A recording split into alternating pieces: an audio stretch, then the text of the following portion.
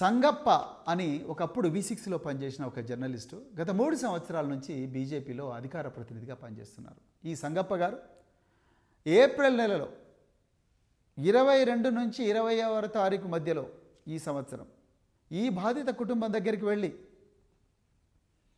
వాళ్ళందరితో మాట్లాడి వాళ్ళందరినీ తీసుకొని హైదరాబాదులో జూబ్లీ హిల్స్లో నివాసం ఉంటున్న బండి సంజయ్ గారి ఇంటికి వీళ్ళను తీసుకుపోయినరు. ఆ అమ్మాయి తన బాధంతా వెళ్ళబుచ్చుకున్నది. ఇగో మీ కొడుకు నన్ను ఇడివంగా చేసిండు, ఇగో వీడియోలు ఇట్లున్నాయి, చాటింగ్లు ఇవి ఉన్నాయి, అవన్నీ ఉంటే బండి సంజయ్ గారు చెప్పింది ఏందయ్యా అంటే, ఆ అమ్మ నాకు చెప్పిందండి. బండి సంజయ్ గారు చెప్పింది ఏంటంటే, మీరు మీ బిడ్డ ఎంతమందితో తిరిగిందో ఏందో నాకు తెలియదు, నేను మాత్రం దీనికి ఒప్పుకునే సవాలే లేదు.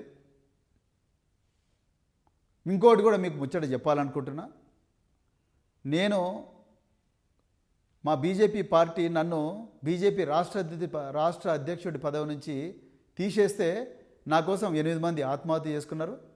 ఇంకా నా సంగతి ఏందో మీకు అర్థమైంది కదా. రేపు మీ మీద ఏం జరిగినా అమ్మలా నేను రెస్పాన్సిబుల్ కాదు, నకరాలు చేయకూరి, ఇక్కడ నుంచి వెళ్ళిపోండి, ఏదైనా సెటిల్ చేసుకుందాం అని చెప్పి భయపెట్టించి పంపించిండంట. ఇది సంగప్ప గారి సమక్షంలో జరిగింది. ఆ మహిళ చెప్పింది నాకు. ఇవాళ నేను హైదరాబాద్ పోలీస్ కమిషనర్ గారిని, డీజీపీ గారిని డిమాండ్ చేస్తా ఉన్నా, బండి సంజయ్ గారి ఇంటి దగ్గర ఉండే సీసీటీవీ కెమెరాల ఫుటేజ్ అర్జెంటుగా తీసుకోండి. ఆయన కాల్ డీటెయిల్స్ తీసుకోండి, సంగప్ప కాల్ డీటెయిల్స్ తీసుకోండి, ఈ బాధితుల కాల్ డీటెయిల్స్ తీసుకోండి, వాళ్ళ టవర్ లొకేషన్స్ చూడండి. మీకు 2 నిమిషాల్లో కేంద్ర హోంమంత్రి ఏం చేసిండో మీకు అర్థమవుతుంది.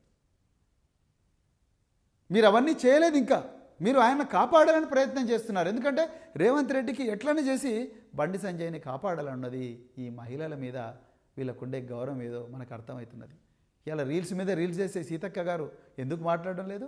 కొండా సురేఖ గారు ఎందుకు మాట్లాడడం లేదు? ఎందుకు మాట్లాడింది? కాంగ్రెస్లో ఒక్కరన్నా మాట్లాడుతున్నారా? ఒక్కరన్నా ఎక్కడ పోయారు మీ వాళ్ళందరూ రోడ్ల మీదకి? ఎందుకు రాలేదు? ఎందుకు రావడం లేదు రోడ్ల మీదకి? సోనియా గాంధీ గారికి ఈ విషయం చెప్పినరా? ప్రియాంక వధేరా గారికి ఈ విషయం చెప్పినరా? మీరు చెప్పలేదు. కేవలం బీఆర్ఎస్ పార్టీ కొట్లాడుతున్నారు.